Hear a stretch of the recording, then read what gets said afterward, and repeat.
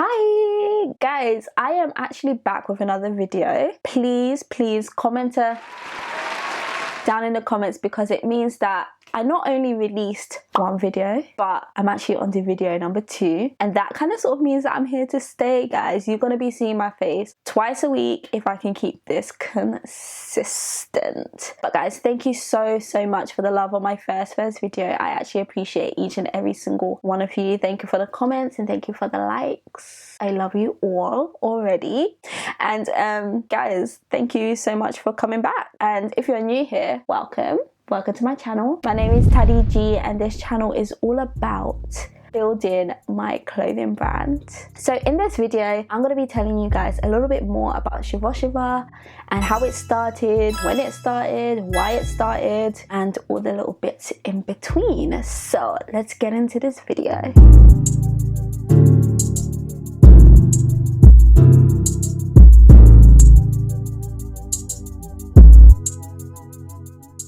So what is Shiva? So Shiva is a contemporary streetwear brand. It actually used to be a luxury streetwear brand, but I actually researched what luxury means, and we're definitely not in that price bracket. So I brought it back and I decided to call it more contemporary, because contemporary is like kind of sort of the stage before luxury. In fact, before it was actually contemporary luxe, but I decided to stick with contemporary because I like the sound of contemporary streetwear brand. So Shiva is a contemporary streetwear brand, and it caters to both men and women. Our target audience age is between like 16 and 35, I would say. But that shouldn't stop anybody outside those age brackets from buying a piece, because really and truly, I feel like there's something for everyone. Well, at least I hope there is. But yeah, that's our target audience. And we sell predominantly online, and we also do pop-ups. We've done about 3 or 4 pop-ups already. And that's kind of sort of Shiva as a summary. I actually do have like a mission statement for it, but I don't have it to hand. But it's something along the lines of, you know, we kind of wanted to make fashion a little bit more sustainable and build a fashion brand where people think ecologically about their shopping choices, and also they shouldn't feel embarrassed to repeat the clothes that they have purchased. So that's why I kind of wanted to make it more of a luxury shopping experience, so that people, you know, already assume that the clothing is of good quality, which it is, and are more inclined to repeat the clothing because, you know, it's good quality. You can wash it as many times as you need to, and it will always come out of the dryer or the washing machine still looking good and still feeling good on the skin. So that's kind of sort of our purpose and how we want Shiva to be known. I just looked out the window just then, but I've made it my mission to not look out the window throughout this whole video. I'm really trying, because when I was editing back my first video, it was actually really annoying me the amount of times I looked out the window, and I thought I was looking at the viewfinder more than I was looking at the lens, but then I clocked that I was actually looking out the window. It's just super distracting. So I'm actually gonna try not look out the window in this video. So when did Shiva start? I would say towards the end of 2016 is when we started dabbling in the idea of having a clothing brand. I just finished university and I was out of uni, and I was thinking, oh my gosh, what do I do now? Like, kind of sort of everything's kind of been mapped out for my life until this point, and now I kind of have to go out and look for a job, but I don't really want to work. Then Shiva kind of just fell into my lap.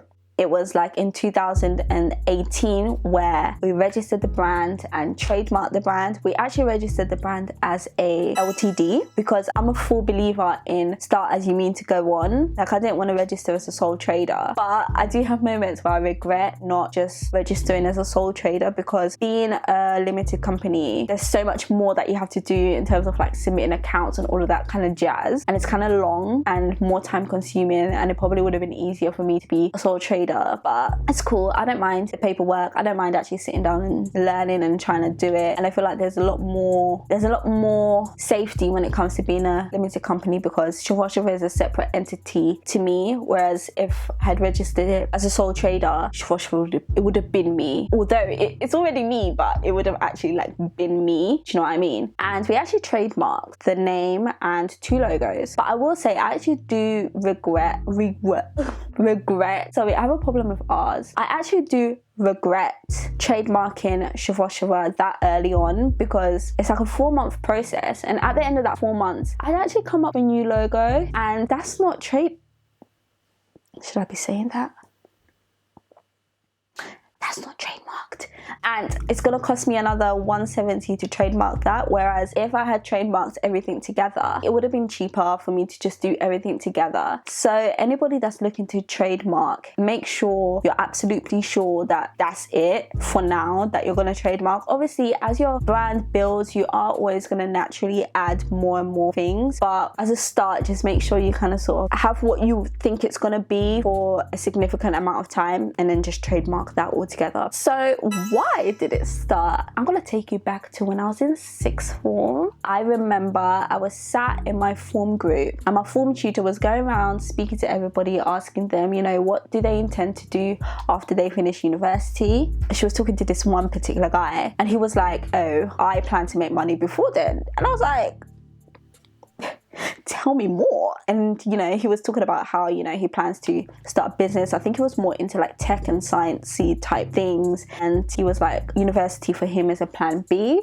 I'm not gonna lie, I took that on and I became that. I thought, you know what, university is going to be a plan B for me too. Because, you know, growing up, you go to school, you go to college or sixth form, you go to university, you leave university and you get a job. And that's kind of sort of how it was for me. That's kind of sort of how I thought life is meant to go. So when this guy was telling me about, you know, you could start your own business and make money. Yes, at 16, I was probably about 16 then, 16, 17. I didn't realize that that was a thing, because back then it's not really something that was really spoken about. Like obviously now, entrepreneurs are getting younger and younger, but back then it was still a little bit like, what's the word? Like different, like new, like innovative. So I took that on board. I didn't know what I wanted to start my business in. All I knew is that I wanted to be my own boss. And actually throughout uni, I actually did start my I started a hair extensions business. Now, hear me out. Honestly, I feel like that business would have done really, really well, because when I started it, hair extensions, like Brazilian hair extensions, weren't as popular as they are like today. So I feel like if I'd stuck to it and I'd been a bit more passionate behind it and a bit more serious about it, I feel like I kind of would have done a little bit well. It's called Natural Noir Hair. I sold things on the website, but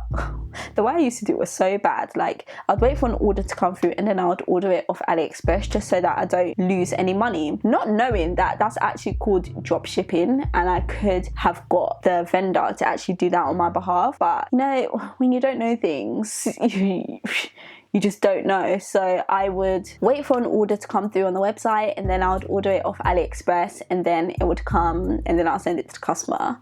That ended quite quickly. And plus, university was long, my subject was hard. I studied mechanical engineering, it was hard. So I nipped that in the bud, graduated from uni, and then started Shiva, which I'm more passionate about, I guess. So things happen for a reason, I suppose. So that's why it started. It started because I wanted to be my own boss. So how?